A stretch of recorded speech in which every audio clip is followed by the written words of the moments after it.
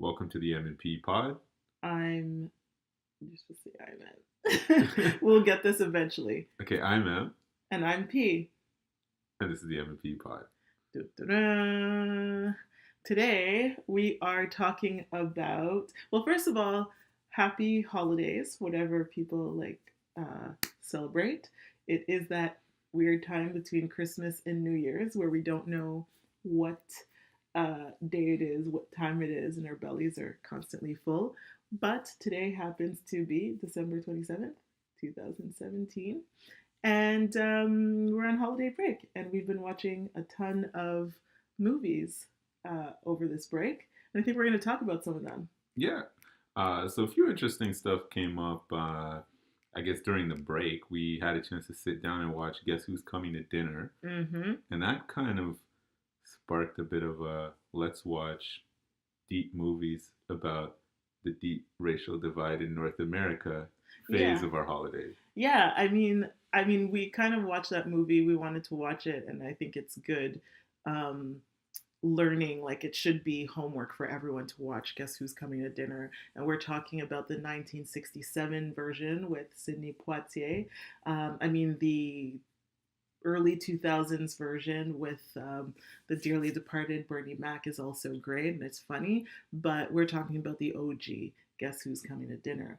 But we also, Although I want to say special mention to Bernie Mac yeah, because his version was great, and he also was a comedy legend. yeah, it was hilarious. Yeah, it was a good Yeah, movie. I think the original isn't that much of a comedy, actually. So it was nice to see how they adapted the newer version to actually make it a comedy. But we can review that movie another time. We ended up watching Guess Who's Coming to Dinner. You watched Star Wars. I didn't watch Star Wars, but there's a lot of conversation around Star Wars that I can participate in. And we also watched Bright, Well, I guess that's really what it is. More than a review, we're gonna talk about these movies because you actually didn't see Star Wars, The but you, Last Jedi, Star Wars The Last Jedi. right? Because you've Yeah. seen I've seen two Star Wars movies out of how many? 10.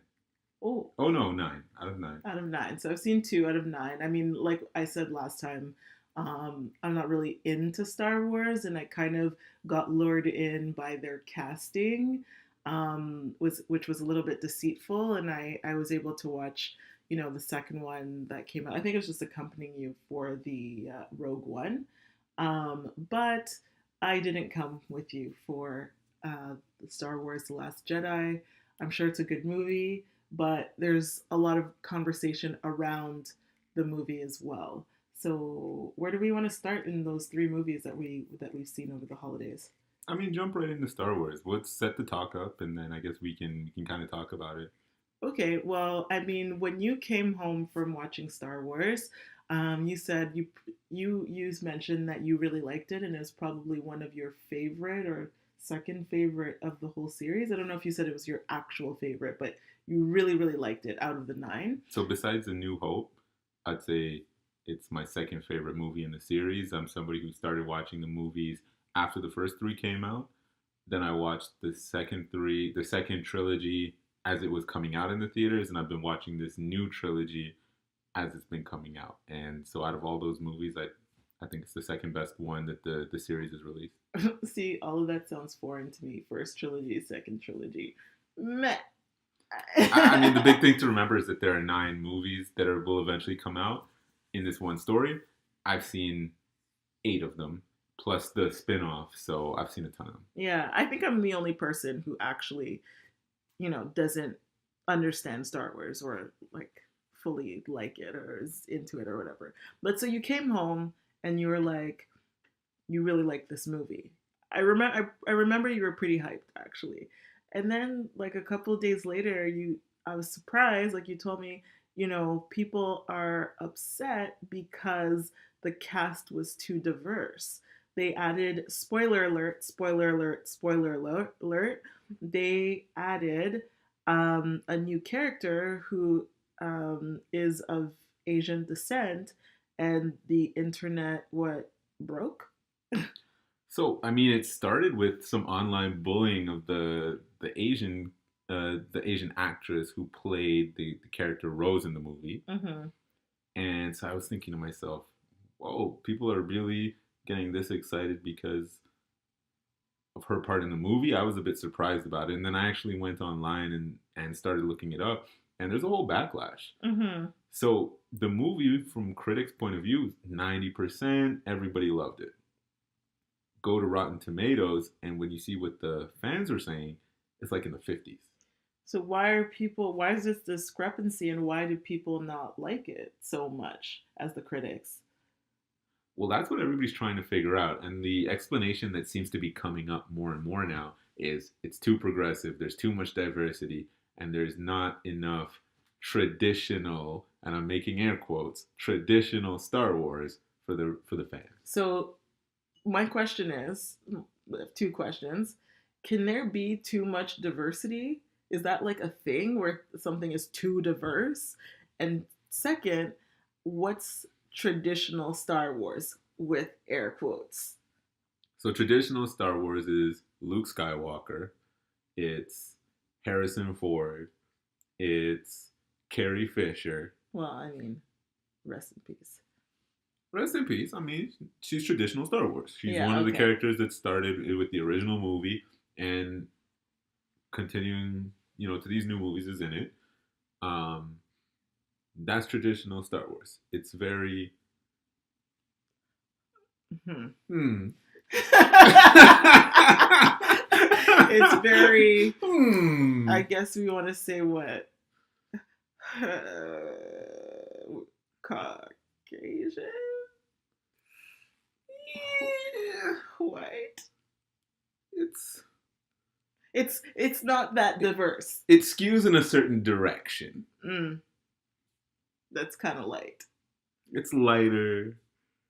It's Monotone. it's monotone. It's So, what? yeah.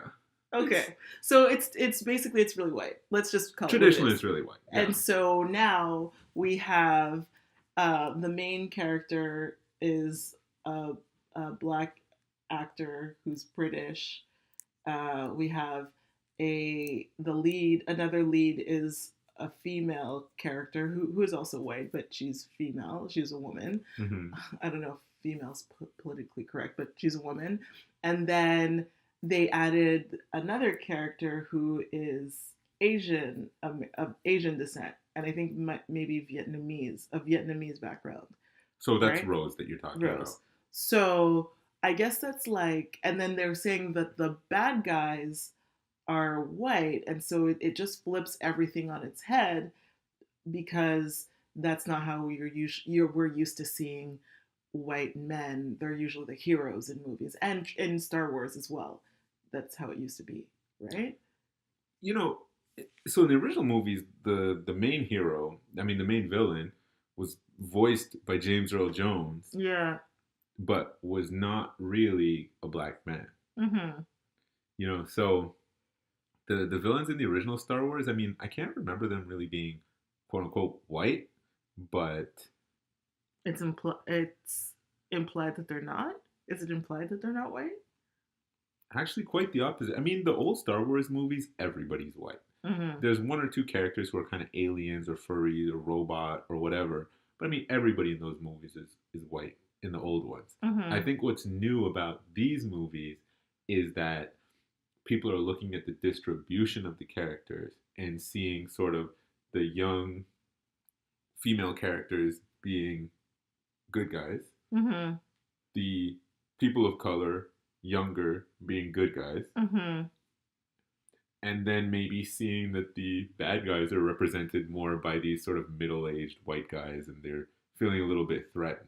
Mm-hmm. It's So uncomfortable. I mean, when you told me that and explained it to me, and I read some of the articles, it just was a little bit like I felt it. I felt the irony just jumped out at me because people of color have been saying for years that the way they're depicted in a very narrow way that taps into these stereotypes doesn't represent them because as people of color we are well-rounded individuals and we'd love for our characters in film and cinema to represent our different aspects, and we want to be well-rounded people, and we want to play good guys, and we want to play, different characters. We want to be in positions of power in the way we're represented in different movies. And so, to have a movie do this, instead of celebrating that and being like, oh, like this is great, you walk away thinking it's good, but the thing that people are highlighting is uh, the fact that it's that, like, not white enough, basically. And I just find it ironic because for years we've been saying, it's uncomfortable to be seen in a very stereotypical way. And when you flip it on its head, now the tables are turned, and lo and behold, like, guess who's speaking up? People, or groups of people who typically ignored our pleas or our complaints about that. So I don't know. It's interesting, I would say. So, as somebody who's not a fan of the movies or not really a hardcore Star Wars fan, what did you think about the other movies that you saw? Did you find that they were not diverse? Did you find that it stuck out that they were sort of diverse? Like, what did you think? Well, I mean, as a person who's not a fan of Star Wars, to me, the two movies I've seen, I mean, there are furry animals, there are green people, there are monsters, there are aliens, there are fish that are like captains and stuff. So I thought it was a movie that was talking about uh, being super inclusive of all living beings, kind of thing. And I mean, the two movies I've seen have been movies where the lead character was a woman, and the, like, second character have been, like, people of color. So I I think, like, Star Wars has been diverse, in my opinion. From what I've seen, Star Wars has been being more progressive in its diversity in the previous two movies anyways. So I didn't actually have any thought about, like, oh, it's too white. But, like, if I think about the like the movies from the 70s, 60s, and I guess 70s and 80s, if I were to sit down, I think it would jump out at me that they were very, monotone. But you didn't see those ones. I didn't see those ones. Okay. But I'm saying I'm sure that it would jump out at me. But I don't think that the last two movies were, like,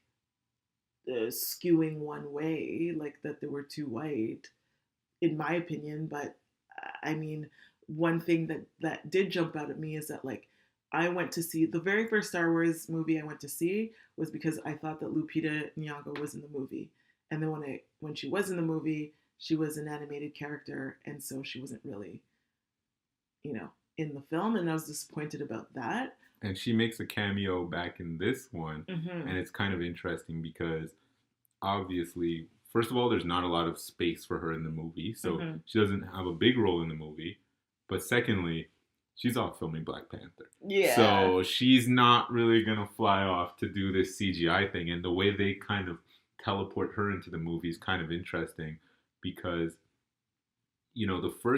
it's interesting. The first movie that they made in this new trilogy wasn't nearly as diverse as this movie. Mm-hmm. And one of the decisions they made was to have Lupita play in the movie, Mm-hmm. but not to make her a human character, to make her an alien, give her some CGI, and she was just sort of a neutral kind of alien type character. Mm-hmm. This movie would have been interesting to see if they would have really let her rock, but Mm-hmm. because she was already Yeah. an alien, Yeah. she kind of comes back in this movie as an alien, Yeah. and you see her make a brief cameo, but when you see all the diversity and the way they open up this movie, it's interesting to think about how she would have been able to jump into this one and really do her thing. Yeah. I mean, it's like, I think it's just more disappointing, the fact that, like, we could choose to celebrate diversity, and the fact that a Disney movie on this platform was trying to be really not only diverse, but, like, inclusive, where it's like you have a bit for everyone. We're not, like, just making, when we want to make a diverse movie, we just make a movie of color. And that's not to take away from Black Panther, because I am all about that when that comes out. But it's almost like people are comfortable to see movies of color when it's all, like, when it's a black movie, when it's a black cast, or but like this idea of like having one person from every group be in the movie, and that white characters aren't the majority. The fact that that makes people uncomfortable is kind of interesting. But we can go on and on for a long time about about